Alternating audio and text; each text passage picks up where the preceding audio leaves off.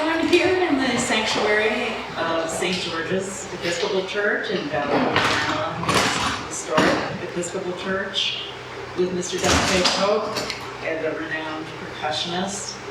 We're delighted to have Mr. Pope with us as part of our inaugural weekend of events at Music for Poplar Hill, the concert series here in Valley Lee. And Mr. Pope is here with Rochelle Rice, Lady Great vocalist, and Janelle Gill, a wonderful pianist. We've had a marvelous weekend of music. Dante Pope comes from a very rich educational background, starting at the Merit School in Chicago, and then going on to Fisk University, which is one of the, if not the premier choir programs in the country. And you toured worldwide with them, right? Just nationally. Nationally. They, about to say, after I left, I think that group went to Ghana because Professor Kwame, Paul T. Kwame, he's from Africa, so he took them back. So they actually did a concert at the castle, the Point of No Return. Right. They did a live recording there, I think in 2013, 2014. I left in 07, so yeah. Well, they're just an incredible. It's a great group, great history. And what a wonderful way for young musicians Yes. to begin to make their mark. And then after Fisk, of course, you've gone on to create quite a distinguished career. Thank you. As a musician and as an educator, working with some of the biggest names in the music business and touring worldwide, right? Yes, as a ma'am. professional musician, all over the world, Africa, South America. Yes. Really an enviable career. Thank you. As a musician. And then, but you're not too busy to share your gifts and your expertise with young people. And what I understand is that that's a particular passion of yours. For sure. You have a multi-career going as an educator in public schools, also in the Strathmore program. There's an educational component there, and at All Souls Unitarian Church in DC, on the Bean School. You're a busy man. Yeah. I mean, you got to be a working artist. I think the stage is not always what can float all of what is necessary to live. And so I just ensure that all of what I'm doing is number one, my skill set, but as well, just as an artist, I want to be actually vested in whatever I'm doing, even if it's to make money. And so education and the music really came head on when I moved here to work on Capitol Hill. I was a staffer for my member of Congress from 2007 to 2012 because that's what I studied when I went to college. So for me, I wanted to be a politician. But when getting up there and seeing it's about relationships, and with those relationships, creating, at that time, a policy. But seeing how people who I admired carried themselves as members of Congress or chiefs of staff, it was just like, no, that's a good person that's working in their passion. So getting there at 21, I didn't have, in my opinion, the life experience necessary to really look at legislation. I just left college. So I was leaning on the Library of Congress for reports, and I kind of envied guys where it was like, man, so you worked 20 years in education or for this union, and now you're here speaking on behalf of an industry that you know. And so I figured I'm going to do this for 5 years to get my experience. And I guess initially you would do 5 years and go to law school, come back and, be a chief of staff or something. I was like, I want to go into like several industries.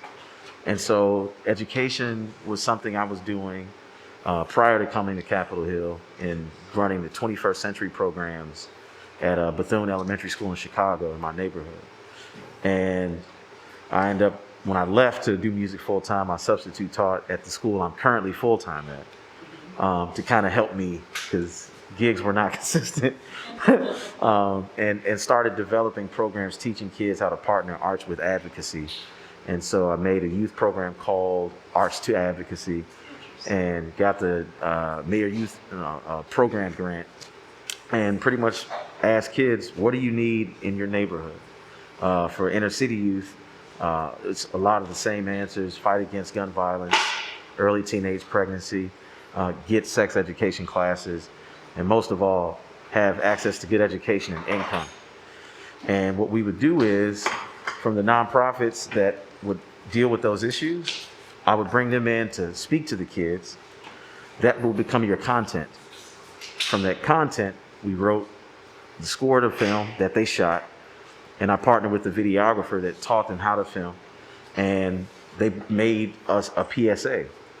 And so with this program, I was able to kind of learn like how to manage kids, what it's like to set the right it really is. It's an art to it. How to set feasible expectations, and learn how to kind of pull out of them where their heart is. With that program, I was able to learn how to manage kids, set expectations that they could accomplish and then honestly surpass. And that's when I said, okay, at first I had this expectation, like I'm going to tour, and then when I can, I'll just teach. It wasn't until going on tour with Dom Flemings in 2014, and we were touring with Old Crow Medicine Show. And I saw how they would do 6 months on the road, 6 months off. And everybody would do their own projects.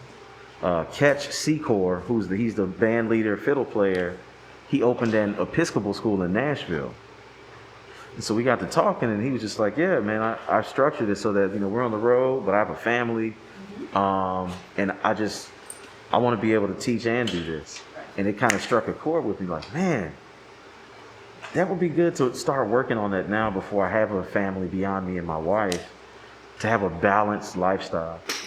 And then outside of that, playing, every night we're playing 10,000 people. But these guys were approachable, they were respectable, but they also lived in like communities where they were accessible. And that also showed me like that's the kind of artist I want to be.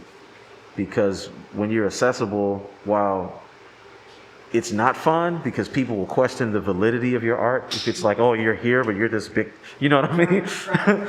So I'm still learning to like not get defensive in those situations. But for me, it's like, I need to be here. Number one, just to hear so I can give it back to you in artistic form, but as well to show you that artists are not these people that you see on TV. It's like we're everyday people. And the television stuff, you know what I mean? And art is for the everyday. Exactly. Right? Yep. And I think what you're describing is really the future of artists. It should be. Yes. Yeah, it should be. To be engaged in the community and to be teaching, to sit alongside the students of their lives and model for them how to be an artist and how to be an artist who has a family and teaches other people and mentors. And it sounds like,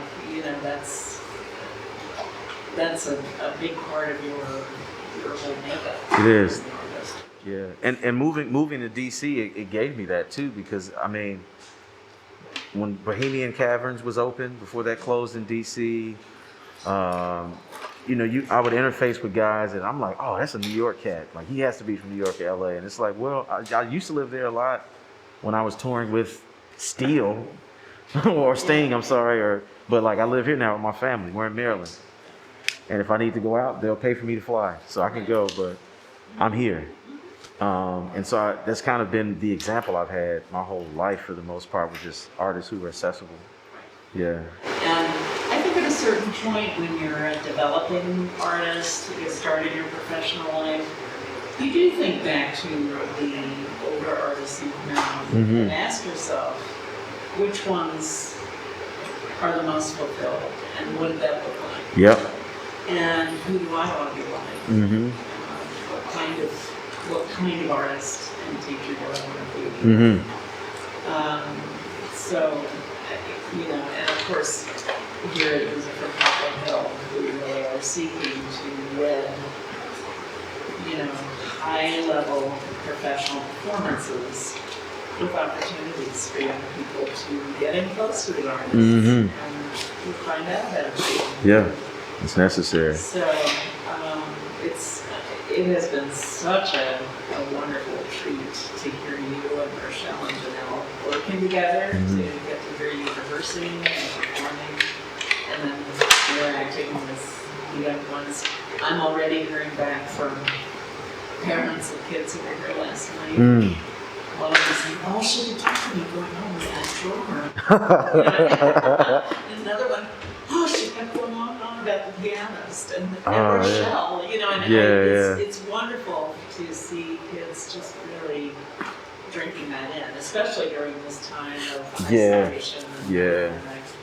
So we are so very grateful to have you three here. And it's been a great time for sure. Yeah, it's been wonderful for us. Thank you so very much. Thank you for having us.